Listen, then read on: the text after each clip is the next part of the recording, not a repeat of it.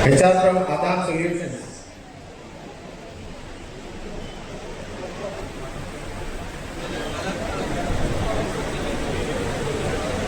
HR from Adhan Solutions.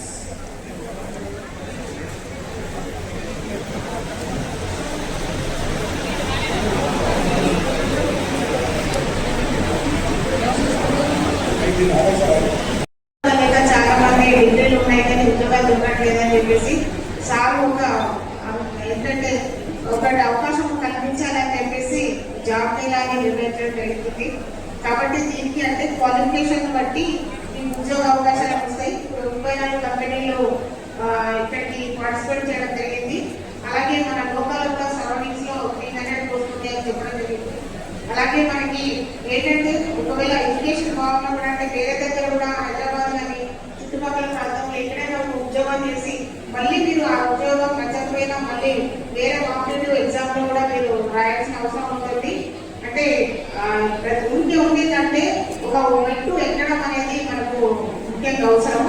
ఎందుకంటే మనం ఈ రోజులలో ఆర్థికంగా ఏ విధంగా గట్టిగా ఉంటే మనకు సపోర్ట్ ఉంటుంది. అమ్మ నాన్న కూడా ఊరికే చదువుకొని ఖాళీగా ఉండే కంటే మా పిల్లలు ఉద్యోగం చేస్తున్నారని సంతోషపడతారు. కాబట్టి మన జిల్లా కలెక్టర్ గారు మీ అందరికీ మంచి అవకాశాలు కల్పిస్తూ కంపెనీస్ వారి HR కానీ వారి రిప్రజెంటేటివ్స్ కానీ వారందరికీ కూడా నమస్కారం తెలియజేస్తున్నాము. సో ఇందాక నేను చెప్పింది మనం ఇది మెగా జాబ్ మేళా చేయాలి అంటే చాలా రోజుల నుంచి ఒక ఆలోచన ఉంది.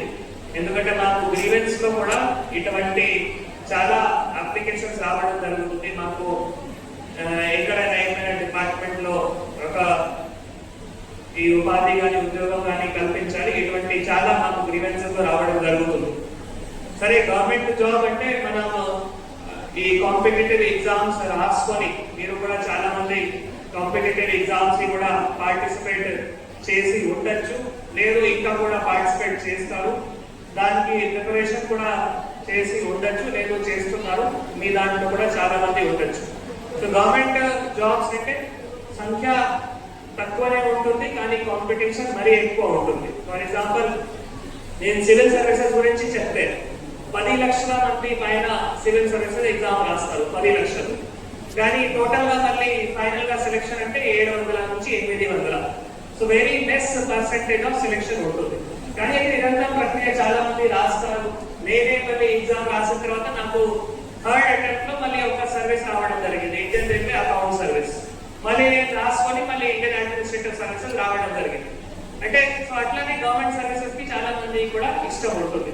నాకు స్టార్టింగ్ నుంచి సరే గవర్నమెంట్ సర్వీస్ కి ఇంట్రెస్ట్ ఉంది కాబట్టి నేను ప్రైవేట్ జాబ్ కి వెళ్ళాను. కానీ మాది చాలా మంది ఫ్రెండ్స్ ఇప్పుడు ప్రైవేట్ జాబ్ లో మంచి ప్యాకేజ్ కూడా ఉన్నాయి. నేను మొన్ననే ఇట్లానే మన ఆదిలాబాద్ జిల్లాలోనే కొందరు యూత్ కి అడ్రస్ చేసేటప్పుడు మాది ఒక ఫ్రెండ్ అక్కడ IIT కాన్పూర్ లో ఆయన స్టార్టింగ్